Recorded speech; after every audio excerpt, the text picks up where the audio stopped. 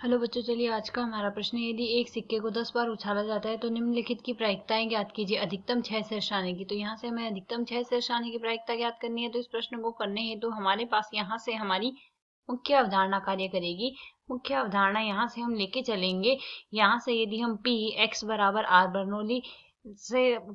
कथन से हम यदि यह मान निकालना चाहे तो इसका मान आता है NCR गुणा में P की घात। यहाँ से P, तो यहाँ से हमारे पास यदि जीत की प्रायिकता लें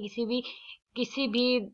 यहाँ से स्थिति में P की घात आएगी, यहाँ से हमारे पास R गुणा में आएगी Q की घात N माइनस R, यह मान आएगा हमारे पास यहाँ से। तो यदि अब हम यहाँ से देखें, एक सिक्के को 10 बार उछाल रहे हैं और अधिकतम 6 शीर्ष आने चाहिए, अर्थात जो मान आ रहा है वह हमारे पास 6 से कम भी आ सकता है। अतः प्रश्न के अनुसार हमें ज्ञात करना है P x बराबर, यहाँ से P x बराबर 1 अधिकतम आने चाहिए 6, अर्थात x बराबर 0 आ सकता है, शीर्ष हमारे पास x बराबर 1 आ सकता है, प्लस यहाँ से यदि हम देखें P x बराबर हमारे पास यहाँ से 2 आ सकता है, P x बराबर 3 आ सकता है, P x बराबर यहाँ से हमने प्रायिकता ज्ञात करनी होगी 4 बार आ सकता है शीर्ष हमारे पास यहाँ से, प्लस 5 बार आ सकता है, अधिकतम 6 बार आना चाहिए, अर्थात यहाँ से अधिकतम 6 तक आ सकता है। तो P x बराबर यहाँ से x, तो यहाँ से 6 तो अधिकतम है, अर्थात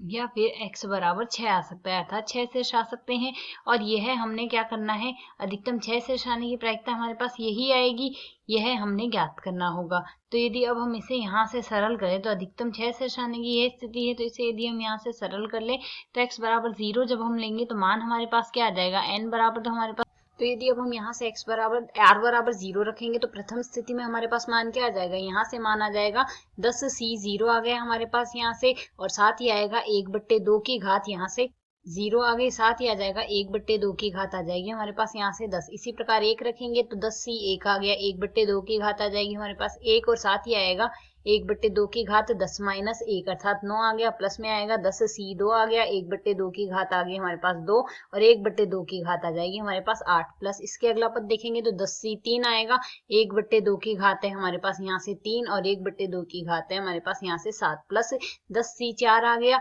1/2 की घात आ गई 4, और 10 1/2 की घात आ जाएगी हमारे पास यहाँ से 6, प्लस 10c 5 आ गया, 1/2 की घात आएगी हमारे पास यहाँ से 5, और 1/2 की घात आ जाएगी 5, प्लस इसी प्रकार अगला पद लिखेंगे 10c 6 आ गया, 1/2 की घात आ गया हमारे पास 6, और 1/2 की घात आ गई 4, यही पद इसी प्रकार चलेंगे। इसे यदि हम सरल करें, सब में हमारे पास 1/2 की घात 10 ही तो बन गई, 9 और 1 10 हो गया, यहाँ से 8 और 2 10 हो रहा है, यहाँ से भी 10 हो रहा है, सब में घातें 10 आ रही है, तो 1/2 की घात 10 हम उभयनिष्ठ ले लेते हैं। बाकी पदों को सरल करें तो 10c 0 है, प्लस अगला पद 10c 1 है, उसके अगला पद 10c 2 है, उसके अगला पद 10c 3 है, प्लस 10c 4 है हमारे पास, प्लस 10c 5 है हमारे पास, और 10c 6 है, यही हमारे पास यहाँ से मान आए। इसे यदि हम सरल कर दे तो 1/2 की घात 10 आएगा, 1/2 की घात 10 का मान हमारे पास यहाँ से क्या है, अर्थात यहाँ से हमारे पास मान आ गया 1/1024 आ गया, और इसे 10c 0 को सरल करेंगे तो NCR का मान हमारे पास यहाँ से क्या आता है, n का फैक्टोरियल बट्टे में r का फैक्टोरियल गुणा में n माइनस r का फैक्टोरियल आता है। तो यहाँ से हमारे पास मान क्या आएगा, 10c 0 का मान तो हमारे पास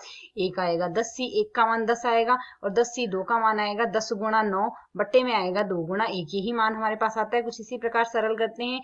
प्लस इसी प्रकार यहाँ से सरल करेंगे, 10c 3 का मान हमारे पास 10 गुणा 9 गुणा 8 बट्टे में आएगा हमारे पास 3 गुणा 2 गुणा 1 आ जाएगा, यहाँ से 3 गुणा 2 गुणा 1 आएगा, प्लस इसके अगला पद 10 गुणा 9 गुणा 8 गुणा 7 बट्टे में आ रहा है हमारे पास 4 का फैक्टोरियल, तो 4 गुणा 3 गुणा 2 गुणा 1 आ रहा है, प्लस इसी प्रकार अगला पद लिख रहे हैं, यहाँ से मान आएगा 10 का 5 तक खोलना है, तो 10 गुणा 9 गुणा 8 गुणा 7 गुणा 6 बट्टे में आ रहा है 5 का फैक्टोरियल, तो 5 गुणा 4 गुणा 3 गुणा 2 गुणा 1 आ रहा है, और साथ ही 10c 6 का वही मान आएगा जो 10c 4 का मान आएगा, क्योंकि NCR का मान बराबर होता है NC n माइनस R की। तो यदि हम यहाँ से सरल करेंगे, 10c 4 का मान यह आ रहा है हमारे पास, इसे यदि अब हम सरल ही करके देख लेते हैं तो 4 गुणा 2 8 होगा, 8 से 8 को काट देंगे, 3 से हमने यहाँ से 9 को काट दिया, 3 आ गया, 10 3 30, 30 को 7 से गुणा करेंगे 210, तो यहाँ से भी मान हमारे पास 210 ही आएगा। बाकी पदों को सरल कर लेते हैं, 2 से 9 को 2 से 5 10 को काट दिया, 5 आ गया हमारे पास, यहाँ से 3 से 9 को काट दिया, 3 आ गया, 2 से हमने 8 को काट दिया, 4 आ गया। बाकी पदों को हम यहाँ से इसी प्रकार 5 और 2 10 होगा, 10 से 10 को काट दिया, और 4 से हमने 8 को काट दिया, 2 आ गया हमारे पास यहाँ से, और 3 से हम यहाँ से 9 को काट देंगे, 3 आ जाएगा। बाकी पदों को अब सरल करके लिखे तो मान क्या आ गया, 1 बट्टे में 1024 आ रहा है और बराबर में हमारे गुणा में हमारे पास राशि क्या आ रही है 1 प्लस 10 प्लस 45 आएगा, उसे सरल करने पर अगले पद में आएगा 120 प्लस आएगा 210 प्लस में आएगा 252 प्लस आएगा 210। इन सभी पदों को जोड़ दे तो मान हमारे पास यहाँ से आएगा, तो यहाँ से हमारे पास राशि आ गई 848। 848 में आएगा 1024। इसे यदि हम और सरल करें तो मान आएगा, दोनों पदों में हम 16 से भाग दे देंगे तो यहाँ तो राशि आ गई हमारे पास 53। इसी प्रकार 1024 में यदि हम यहाँ से 16 से भाग देंगे 64 आ जाएगा, 53/64 आ जाएगा हमारे पास। यहाँ से इस प्रश्न का हल। आशा है समझ आया। धन्यवाद।